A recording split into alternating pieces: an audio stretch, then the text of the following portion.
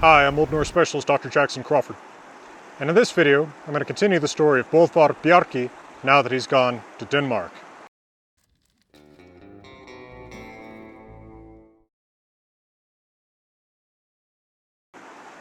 Now Bodvar Bjarki, or Little Bear, does spend a little bit of time as king in Norway, but grows tired of it.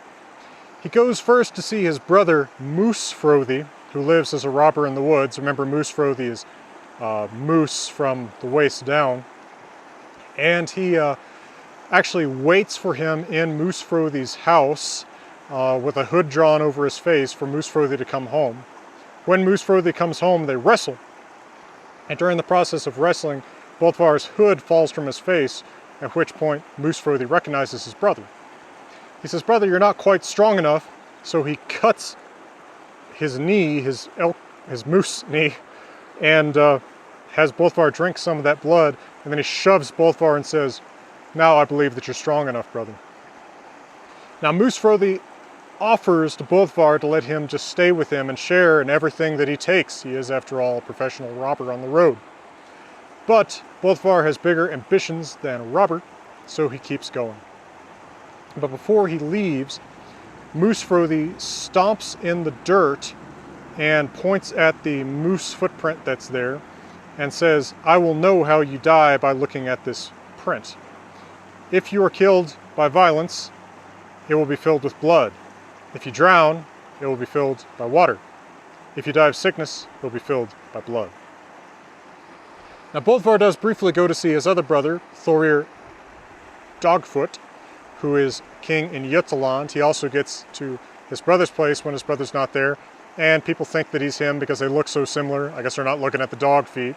And so we have some, waka waka comic misadventures where Thorir, is mistaken, or Bodvar is mistaken for Thorir, but everybody he sleeps with, or he sleeps in the same bed as Thorir's wife. He tells her that he's not him. Thorir eventually comes home, and they're buddies, but Bodvar decides he's going to keep going. Now he goes to Denmark, and his first stop in Denmark is at the home of a farmer couple who tell him that he ought to keep going toward Hleyðargarður, Danish Lyra, and find the court of King Hrólf Kraki. But they ask Bodvar while he's there that he not throw big bones at their child named Hotr, or Hot, who is living at the king's hall as the king's men's entertainment. They throw bones at him during dinner. Well, Bodvar promises he will only throw little bones. So sure enough, he shows up at the hall of King Hrólf Kraki, and he finds and it's during the day when there aren't many people there. Bodvar is always an early arriver, it seems like. In the corner, he finds a big pile of bones, and he sees a dirty arm sticking out to try to sort the bones out a little bit, cover a exposed spot. Bodvar dashes the pile aside, picks out the kid that's in there, and the kid begs him not to kill him, calls him Boki Sal, kind of like happy buddy or something like that.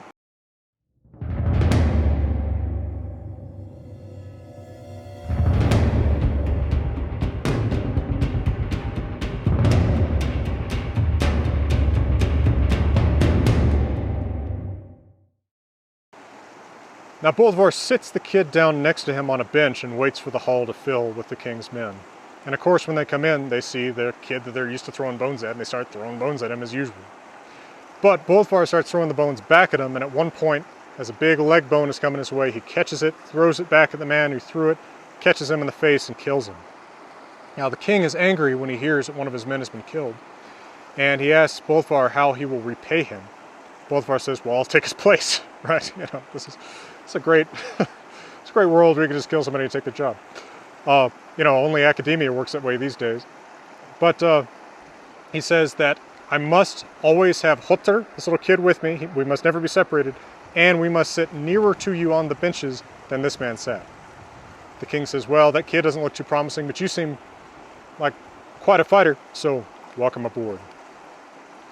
So time passes, and toward Yule, everyone is seeming really unhappy, right? Yule's the big winter solstice approximate holiday, so everyone ought to be cheerful and getting ready for a big feast and a lot of drinking and merriment.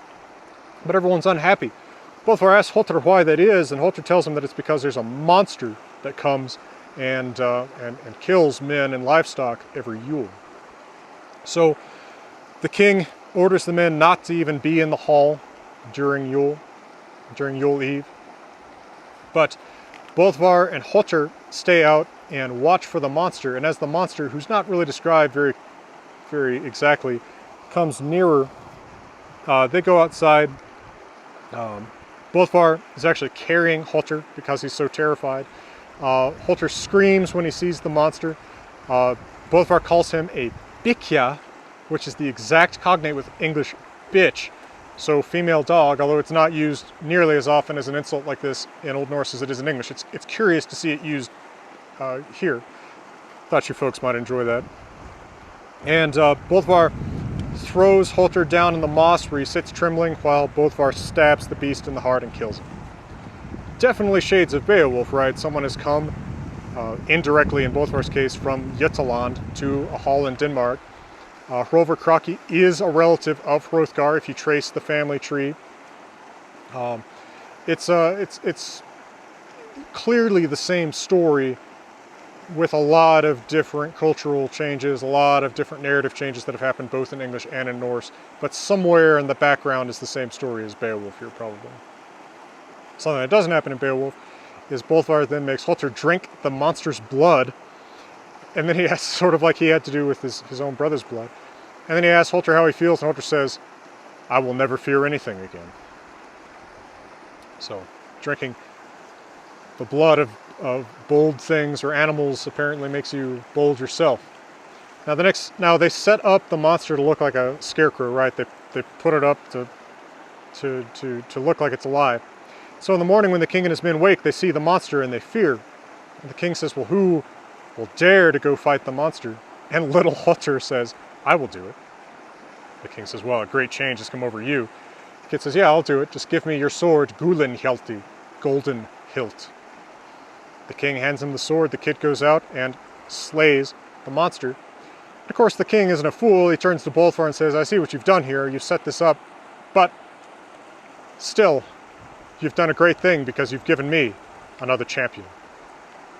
And now in the next installment, Boðvarr Bjarki, Bodvar and his buddy Hjalti, who will now be called Hjalti in Hugprúði, Hjalti the Righteous, will go on to join Hrólfr Kraki's great campaign in Sweden. If you've enjoyed this video, I hope you'll check out my more than 300 other videos on this channel about all aspects of Norse language, myth, and sagas. I hope you'll check out my translation of the Saga of Hrólf Kraki together with the Saga of Hrólf when that comes out. That'll probably be late 2020, maybe 2021 now. And I hope you'll check out my other translations, such as my translation of the Poetic Edda, my very special Wanderer's Hávamál, which will include the Old Norse text and a thorough commentary on Hávamál, in addition to the translation into English, and my translation of the Saga of the Volsungs with the Saga of Ragnar Lothbrok. For now, from high in Grizz country in beautiful Wyoming, I'm wishing you all the best.